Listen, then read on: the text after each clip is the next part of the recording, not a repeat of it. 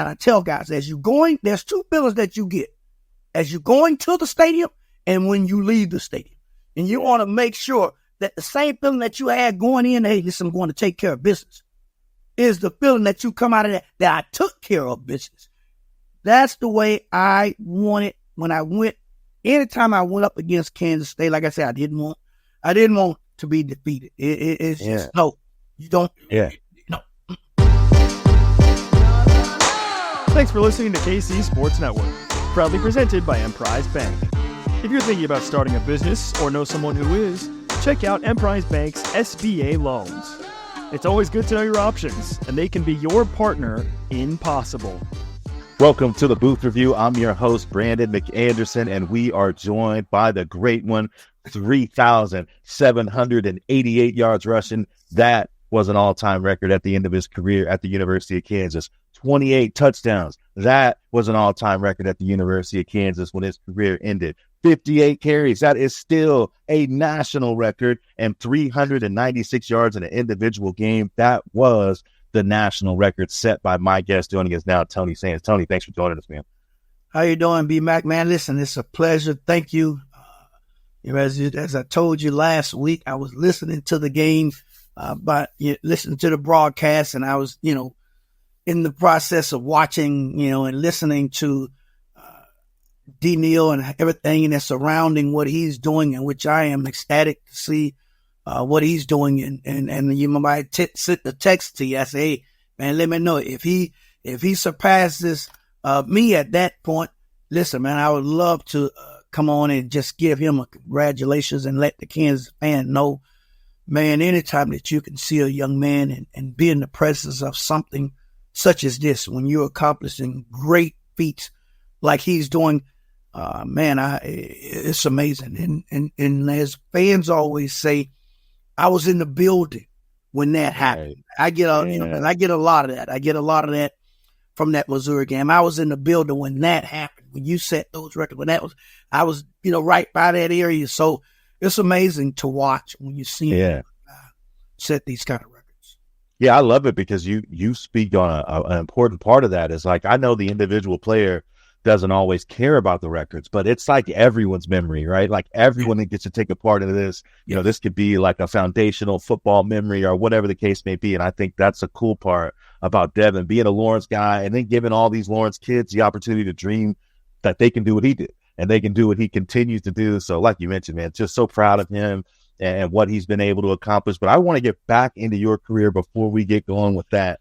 Now, I had the great pleasure of, we didn't play that well on offense in that game, but I had a great pleasure of watching the 91 game on YouTube.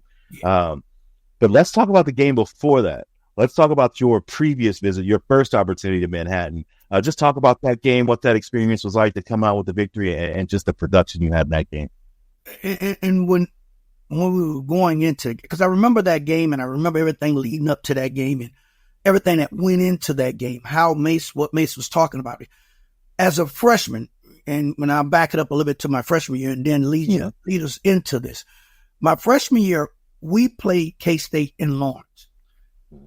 Me coming from South Florida, I really at that time didn't understand the magnitude of Kansas State game. I had been around my University of Miami, Florida State, and it so happened that these teams are, both of them are meeting this weekend.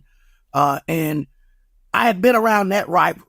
So I understood what that rivalry was growing up in it, but as a freshman, it didn't really sink in me. I'm a freshman, I'm enjoying this, but I got a lot of playing time in that game also. So when now here it is, my sophomore year, now I got a year up under my belt.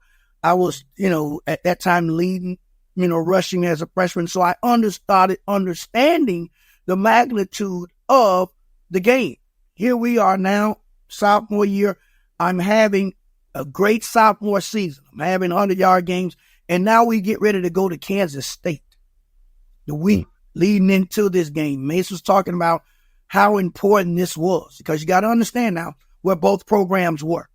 Mm-hmm. Both programs, it was at that time, a lot of people don't realize it was only 102 Division I schools, and Kansas State was in that 100 to 102 range. Mm-hmm. But the magnitude of the game still resonated throughout the state of Kansas, throughout the Midwest. We still had that fire to go. So we go down to Manhattan. We're in this game and we're playing, we're going. And all of a sudden I take one long one to the house. Mm-hmm. And I'm hyped. We pretty much, lowering the fan, but we're going back and forth. It's a back and forth battle. And in the fourth quarter, I can remember if I took a handoff that was supposed to go to the right, and it wound up busting straight through the center. Chip Buddy cleared his guy, and I took that and went straight down the middle. Get the touchdown. Everything in Manhattan is quiet and we're fighting. It's a dog fight. And now I'm up to 200 and some yards in this game. So I'm hey, listen, let's go.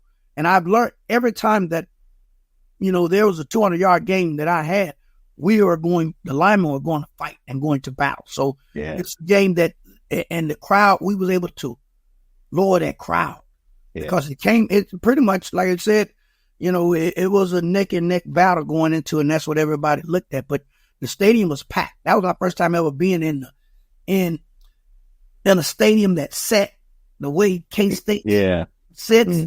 Yeah. And, Oklahoma's something similar, but it is not like that. Kansas State Center Stadium, I don't know what it's like now. It's set down in like a bowl. You sit down. Yeah. And, the crowd, everybody reading the papers as I'm going in. I always, that morning before, got a paper and read the paper and just to get a little bit about them or whoever we played and so they were talking about that, hey, Tony Sanders' rush. I think my carries, I was up to at that time, 500 some yards, and he was, on the season. And now here we go. And then all of a sudden now, this K-State comes up and, listen, at that point, I wanted to beat him. I never wanted to lose to him. Right. Never. That was one game. I don't care what their record was, what our record was. It was a rivalry game. And if you notice things about rivalry games, they can go either way. It ain't about a lopside because it's their guys that against your guys. And you're going into battle. And a lot of these guys that was from the Kansas area knew each other. Mm-hmm. And I wanted to make sure that we did not lose to Kansas State. Two teams I never wanted to lose to is Kansas State and Missouri. I didn't. And Kansas State really resonated to me more than Missouri. A lot of people, they talked about them. But that Kansas State game, because that's in-state. It's a battle of in-state. It's a battle of pride. It's a battle of, to me, that's a battle of home turf. Yeah. Yeah, I won in, Yeah. As a player, we won in Columbia and we won in Manhattan, and Manhattan was by far my favorite place to win. It just meant more to win at that place. To look up in that bowl at that crowd and knowing that you walking off that field as a winner, man, it was exciting. I remember when we got on the bus after we took the shower and we was getting up out of there to look at their fans walk out of there defeated.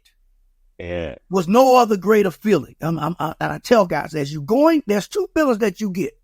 As you're going to the stadium and when you leave the stadium. And you want to make sure that the same feeling that you had going in, hey, listen, I'm going to take care of business, is the feeling that you come out of that I took care of business. That's the way I wanted when I went. Anytime I went up against Kansas State, like I said, I didn't want to be defeated. It's just, no, you don't. Yeah. Yeah, so I got a chance to go to the 90s, look at the 91 game. I was looking for stats, couldn't find it. I found it on YouTube. You guys were much better by this point, playing much better football. You came in 3-1. Your defense was really stout, really good front seven. Talk about that game and some of the history involved with that 91 K-State game. I always, I talk about this game because every time I used to see Bob Stoops and Mark Stoops, I used to talk about I talked about this game. I remember I told Bob one time, I said, hey, listen, they brought you in there just for me, right? That's why Snyder hired you. You understand that? I got you a job. I remember I told her that one time. And the coach came in, I said, I got you a job. He was looking like, what? I said, because, they bought you in there just really to stop me. You understand? Yeah. We made a joke out of it. We was laughing, and man, we go back to Manhattan. We beat them in Lawrence the year before, but now we go into Manhattan my senior year. And if we do this one, if we get this one, man, listen, I make a clean sweep. I make a clean sweep of all my years at Kansas State and at Kansas to beat Kansas State, knock them out of there, get them out the way. And man, we're in a dog fight. And it is a dog fight, but it was stated that Bob said, listen, I don't care what happens in this game. I mean, he told, as a defensive unit, he told his guys, I don't care what happens. There is one person on that team over in that other locker room that won't beat us. Tony Sands would not leave here beating us. I don't care if they throw Chip Hillary throw 1,000 yards in one game. Tony Sands won't beat us. And that's the first time really when you started getting up against 8 and 9 man fronts. Yeah. And it's tough for those that understand. It is tough, especially back in those days, because it's a little different than this. Everything then was pounding. We were downhill. It was more compressed. Yeah, everybody's in the pop. It wasn't no spread them out, dink and dunk them. It was smash mouth football. It's mano at that time. Your man against my man. Who's going to win? And man, we battled that one out. I always remember this feeling because, now mind you, they hadn't won in 3 years. So they didn't know what victory smelled or tastes like against them. Yeah. And man, when they beat us, their fans stormed the field. Oh. So mind you, when their fans storm the field, you got to walk through that. Yeah. You got to walk through that. And I remember when I went in the locker room, I told some of the running backs that was there, I said, listen, guys. I said, I leave off this field with a bad taste in my mouth. Bad taste in my mouth. I said, I hate it. Because as a matter of fact, it was me and Gilbert walking off together. Mm-hmm. We walked off together, and I remember he said the same thing. He said, man, we ain't get it for you. Because I had told him the whole week, I said, listen, man, I want to be able to go out and state it that I beat Kansas State all my years. And we walked off. Man, it was one of the slowest walks to the locker room. Man. I was like, man, God dang it. I mean, I left my helmet on as I was walking because, you always leave your helmet on, especially when people speak. Yeah. Absolutely. My helmet on now. I'm just looking at these guys. These fans just run by me. I'm looking like, talk. I'm like, man, I looked up at Gil. I said, man, I can't stand this. And I told those guys in the locker room, I said, listen, man, come next year, the only way this taste will leave me is that y'all take care of business on Kansas State. I said, I'm pissed now. I say, and not only that, I think I didn't get over, 79 or 80 something yards. It wasn't a lot of yardage, because like I say, that was their goal. I mean, Chip Hillary was able to throw the ball, dink and get it all over the field, but the running game was pretty much obsolete. It's kind of hard to run up against the 8-9 man front. And like I told those guys, man, listen, purple people eaters, I just don't like them. And I did like that day. I despised them. Anytime I see someone from Kansas State that's in South Florida, I just tell them, I say, man, it's just something about y'all colors I just can't stand. Just can't. It's hard. Man. Oh, and watching that game too, what was interesting is that there were a lot of parallels to, some of the things that have happened in this season in terms of, opportunity, guys are putting themselves in a position to make plays. And then when they really, really need it, fell a little short, specifically that you guys fell in that game 16-12. A blocked extra point ended up being really costly because you guys were in position to kick a field goal to tie the game late. But you needed to score a touchdown because of that blocked extra point. And that's just some of those things that, I just want to encourage our fan base. Like, that's what college football is. It's these little margins. It's these small plays. It is margin of error. And when you've got these evenly matched teams, especially, in rivalry games like we'll see this week, but throughout the season, you don't have opportunities to make 6-7 mistakes. You might get one, you might get two, and it's just the life you live in college football. And I think, over the past before this season, we were a little spoiled by it. We had some very smooth plays, some very smooth runs, and now we're starting to see like college football is intense. These margins of error are small, and all these little things add up. And when this Kansas team is doing the right things and adding up, you see great things. And we'll get into that when we come back from this break. But let me tell you about Home Field. Home Field Apparel. They got all the unique logos, mascot, iconic moments. They got the Orange Bowl shirts. They got the triple sleeve on the side, the red, white, and blue, a little bit of yellow in there. Just a beautiful, beautiful options that you can get from Home Field Apparel. Make sure you check in with them. Your favorite design will be there. Your favorite team will be there. Just over 150 colleges officially licensed, incredibly comfortable. You will not want to miss out. Please visit homefieldapparel.com. That's homefieldapparel.com and use promo code PAYHEED24. Looking for tickets for your next event? Tickets for Less is your number one source. Save big on every purchase when you use promo code KCSN at ticketsforless.com. All right, so you guys got some history from us. We got to hear some of Tony's stories, some of mine. Man, the last time, I think I'll tell a little bit of story about mine. The last time my senior year, we were 4-0. We had won all our non-conference games, and we had a chance to go to K-State to win our first, our Big 12 opener. And they had just beat Texas at Texas, so they were flying high. I think they were ranked 19th or 20th. And we came in, and it was a big prove-it moment for us because we had won our non-conference games before. We won all 4 of them before. But that first conference game, we hadn't won that on the road in such a long time. And, man, we went out there, and we were dialed in. We forced turnovers. We finished in the end zone, made some plays late, and ended up beating them. And, man, to this day, Orange Bowl included, winning at Missouri, every win of my career pales in comparison to winning in Manhattan. There's just a special nature to it. And I always feel like Missouri is the rival that I hate the most. That is real to me. I hate them. But there is something about winning in Manhattan, and maybe it's how much they hate us. But either way, it is a great feeling, man. And I would love these seniors and these leading players to have an opportunity to do that because they have done everything here. They have turned this thing around. They've got the motion moving forward. This is a team that I honestly believe player for player could still make a bowl game based on talent. They've got that much talent. I want them to have this accomplishment to put with their group to say, we got this turned around too. Because I believe it's at 15 games now. And during my career, before we beat them at K-State, it was 12 straight total. I think it was 11 straight at Manhattan. So these are streaks that are made to be broken. Records are made to be broken. We need to get some records in the right way. Tony, as we get ready for this Kansas State game, all eyes are going to be on the running backs. You've got the best running backs in the conference on each side. I like our guys, better. I'm biased, of course, but I like our guys better. Our primary guy, Devin Neal, 73 yards away from breaking the total record. I think he's 27 yards from breaking your record.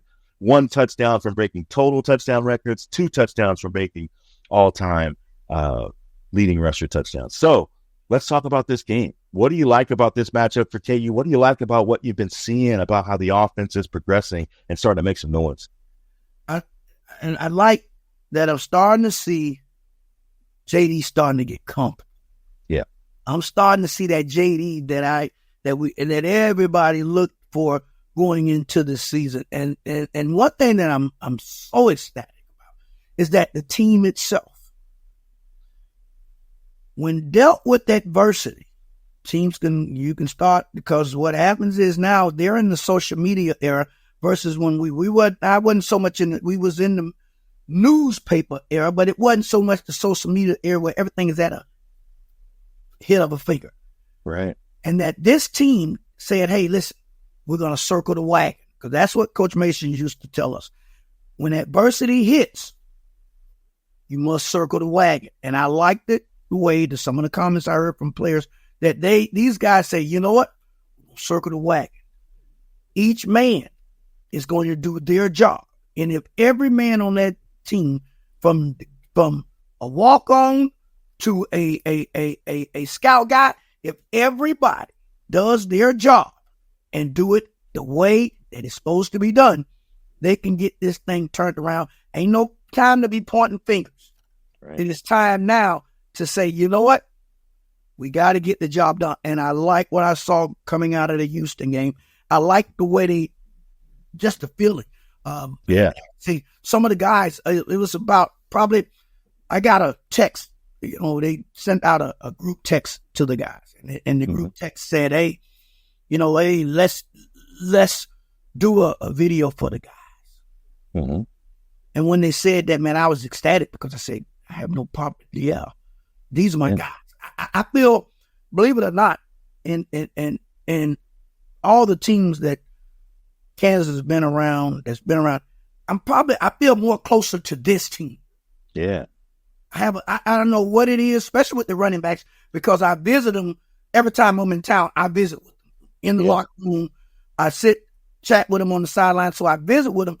Neal, I'm with them. So I'm looking and I'm saying to myself, I feel a part of this team, this administration. I just feel so close to them. So anytime that I can say something, I remember they was playing one game and I did my own personal video that I put out.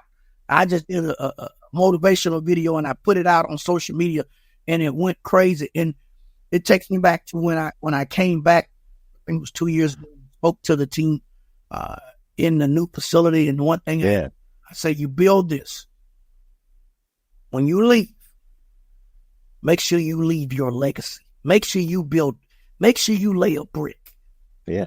And I didn't know from that speech how that word brick by brick would travel. Yeah. It traveled.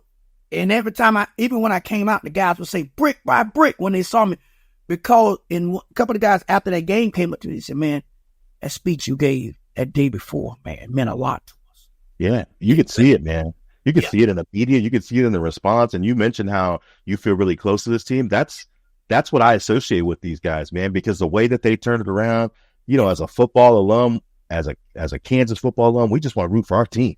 We want to love on our guys. We want to root for our team.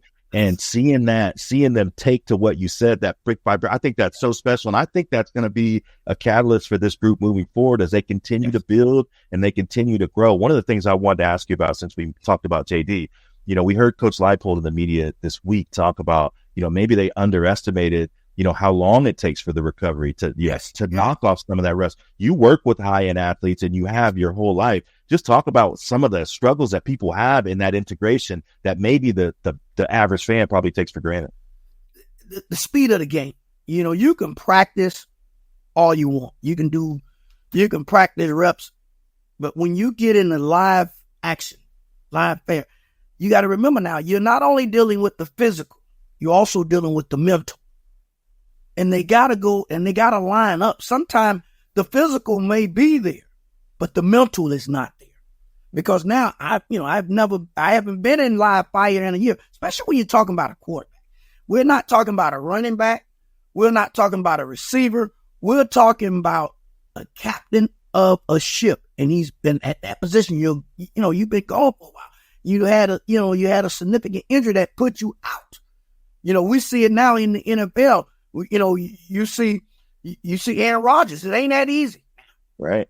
For that quarterback position, it takes a little time for that to get, because it's timing. Everything, especially in this type of game, everything is about timing. In our day, a quarterback probably could have did it because the majority of the time he spent more time handing the football off than he does passing. The passing to run ratio now is totally different. It's more passing than it is run. So the timing of him and his receivers, the timing of releasing the ball in his head, that's what I'm saying. The mental part of it, being able to read the game, being able to get back to where now your brain is at a rapid fire on reading defenses. This guy's coming, that guy's coming. Yeah. That stuff takes time. And if they thought that this was going to happen a lot earlier, we kind of should have felt that it was going to take him some time to get his rhythm back up under it, because of just the nature of the position. It's a different thing. It's almost like telling you, I'm going to blindfold you and I'm going to leave you blindfolded for a complete day. And then come tomorrow, I'm going to take the blindfold off. Well, your eye's going to take time to adjust, to be able to just doubt. Your pupils got to doubt. It's going to take your time. The same thing happened at the quarterback position with JD. It took him some time to adjust to the speed of the game, to the reaction. His brain had to speed up a lot more. So a lot of that happened, and I'm glad that, like I said, these guys are, as a team, stuck together as a team and said, you know what? We're going to pick the finger out. We're going to have to, guess what? That means we got to do more. Yeah. I mean, Devin, you got to do more. All these guys had to do more until he can get caught up. That's a brotherhood. That's what brotherhoods do. And brotherhoods look out for each other. We don't put everything on you. We bear some of the responsibility too. We got to help out now. Yeah, absolutely. And that's, one of the things that JD's been great at all year, independent of the passing game, has been the option game. He just has a really good read for it, is a good downhill runner. And last game against Houston, he had his season high with almost 70 yards, elusive, making plays in the game. And I think the feeling of him feels really good when he's slinging that ball, when he's pitching, making those decisions, putting that ball in the running back's belly, and then making those defensive ends guess and move around. And then it just grows from there, right? He rolls out, blindsided, throws a rolling left, throws a strike for 30 yards. The guy was just on fire and completely looks like the same guy. And don't look now. No turnovers in the last 3 weeks. Kansas offense is averaging 6.5 yards per play. That's 20th in the country. That's number 2 in the Big 12. So this offense is back where we expected it to be. A lot of it has to do with him. And you mentioned Chip Hillary. You played with a quarterback that was really good at that option. Just describe what that does for the running backs when they have a guy that's good at reading it and good at using his speed, being elusive.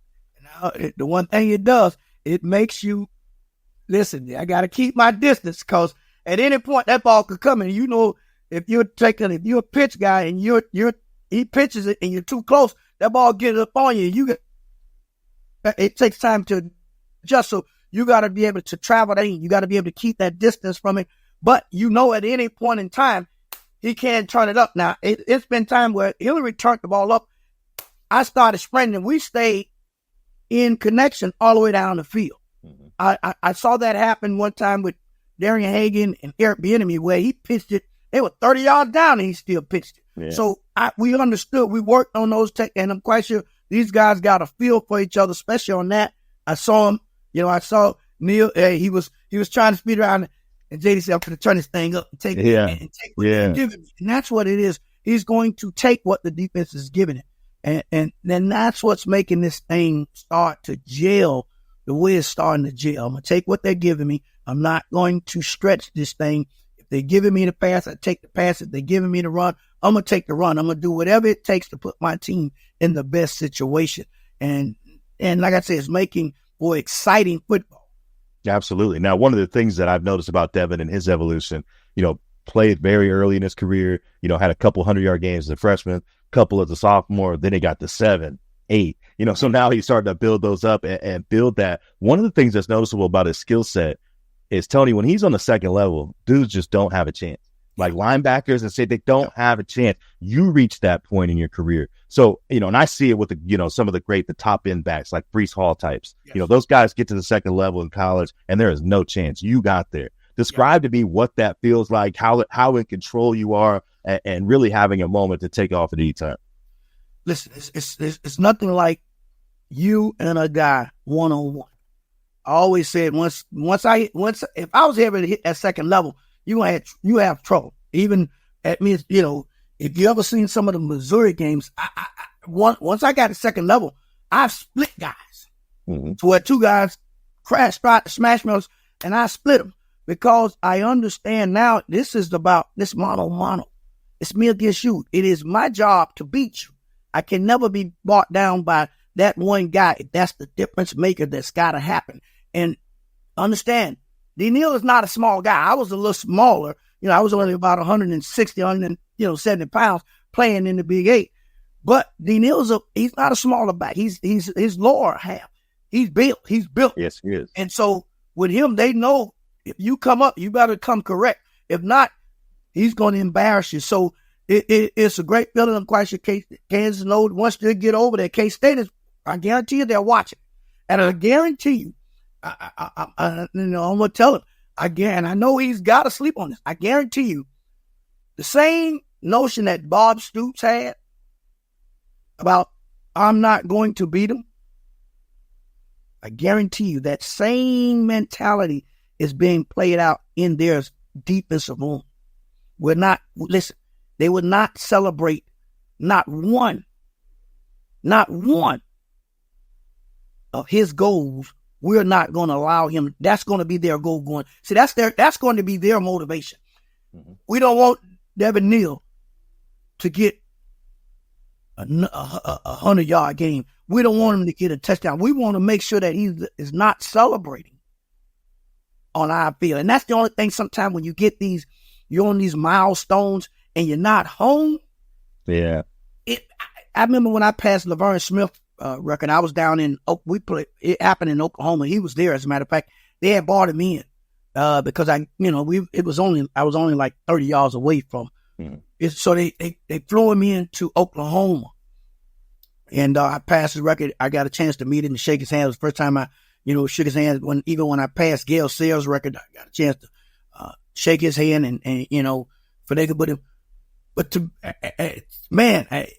and sometimes I say, man, I wish he wouldn't have broke that long 50-yarder last week, because it probably could have possibly put him on mark when we went back home. Yeah. Even though we're not home, but we are home when it comes to playing at the Chiefs field. It is our home field. But man, there's nothing like having a game-breaking day in your own stadium, in your own home backyard. I think that's what I tell people all the time. That's what makes when I set that record against Missouri. I think that's what makes it, because you got to remember now, I was able to set 2 records against Missouri. Yeah. When I went down there, and then when they came to us, to be able to set that in front of your home crowd, man, I tell people, I think it made it different. It made it different. So, hopefully he can save one, get one, save one, and then when the following week comes, he's able to, surpass one of those. But I'm just, listen, man, when I said I'm so ecstatic, I'm rooting for him each and every day. As a matter of fact, we inbox each other a lot. Yeah. Yeah, we'll text and inbox each other a lot. I tell him, man, hey man, great game. He say, thanks, man. Because like I said, and that's when you're rooting for a guy like him. Yeah. Like, he's a Lawrence guy. Yeah. And gives hope to the kids in Lawrence that, hey, listen, dreams are possible. We can go to Kansas. We can go to another school that's in that area and have success, but to be able to go to the school right up the street and have that success, he makes that dream possible for every kid that's either at Lawrence High or at, what's the other high school? Free State. Free State. Yeah, I got to get used to Free State, because Free State. Nobody thinks about that. You think about Lawrence North or something. I only know one high school. I'm sorry, Free State, but I only know one high school. Don't be sorry. I'm a Lawrence High guy. We don't need to be sorry to Free State. So one of the things I wanted to talk about too was Kansas State's defense this year. Yeah. They're pretty good against the run. They are not good against the pass. Correct. But what they are good at is preventing people from scoring in the red zone. They're one of the top teams they're the top team in the Big 12 in presenting red zone touchdowns at 50%. Kansas is the top red zone offense in the country. So this matches up well. And JD's progression and growth in the passing game, it looks like K-State's going to give us some advantages. What do you like about Kansas being able to take advantage of that secondary? I think that, like I said, I love it. I love that. And that's why I say this game is, when you if you really feel the feel for the game, and like I've been feeling, this is a game that when I feel this game is going to be the game that turned this whole season to where you're steering it in the right direction. Yeah. I love that our matchup against their matchup in the red zone. I love it. I think we're better suited for it, to handle it with what we have with our, duo of backs, with the quarterbacks that we have, with the receivers, and then with our line. I think our matchup in that, we win that matchup. And if we win the red zone matchup, they walk off that field as winners, man. So I'm absolutely. Like I say, they gotta go to sleep that night before this week. Man, they gotta visualize themselves. You gotta dig deep within yourself, and you gotta visualize everything about it. This is what you come to play at Kansas. You come to play this game. You come to win a lot of them, but you come to play for this game right here. And this is the game. And you got to remember, now this game has risen even further because there's no more rivalry between Kansas and Missouri. Right. So this is it. This your rivalry. Yeah. So now this game means more than anything. This is bragging rights, man. When I say you split the state, right now we're splitting the state. Listen, and I don't like splitting nothing. At all. I'm a selfish guy. I like taking it all. Like I told you. Tell them I still got, I want to be able to, when they walk off the field as a winner, I want to be able to say, guess what? Man, I won now all 4 years. So I won now all 4 years. So I'm going to tell Daniel, listen, I need y'all to win. I don't need nothing. I need you to win this one because then I can say, hey, man, I walked off there a winner again. Yeah, now they got your brick. Now they got to pass that brick on you. You need that back. You need to get back on that. You know, give me a chip of that. Give me a little chip of that. I wish, and I told myself I was trying to get there last week, but I was trying, and last week I was, I was under the weather. I was feeling real bad, man. I had my face had no swollen. I had a root canal that had to come out to swell up my face, so I couldn't even come out last week, man. I was in bad shape. Remind me, I looked at it a little bit. I don't know if anybody ever seen that episode of Martin when he fought Tommy. Oh, yeah. And you wake up I woke up in the morning about 1:30 and I looked like, man, I was like a whole different person. Like, well, who's this person? Man, I hurry up and get to the urgent care, get to the dentist and get the teeth out, man. Well, glad you're doing well now, man. And that's, that's what I want to leave this show with. One of my favorite things about you is the way that you talk about this sport, the way that you talk about the team, the way that you motivate and move people. I want our fans to turn this podcast on, listen to it before the game. And I want to give me a couple minutes of Tony Sands motivational for what these Jayhawks need to do and how they need to do it to win that game in Manhattan on Saturday at 7 p.m. Of course, man. Listen, I'm talking to Jayhawks. I'm talking to the fans. I'm talking to the players, each and every one of you. When you're in the meeting room, I want you to grab your brother's hand. Hold his hand and hold it tight. I want you to be able to feel the pulse of the man. And be able to feel that pulse and tell that man, guess what? I got your back. You are my guy. We're family. And in family takes care of family. And right now, we got a job we got to take care of. And the only thing is between our goal is K-State. We don't like them. We have never liked them. We own that state. And we're going to continue to make that state blue. I don't want to see no purple in there. We're going to make that state blue. But in this process, it's going to count each and every guy's pulse from the time you get off that bus. It is business. Make sure you bring it home. And when you walk off that field, you walk off holding your head because you know what? You just took care of bragging rights. You just made the job a lot easier for the next man.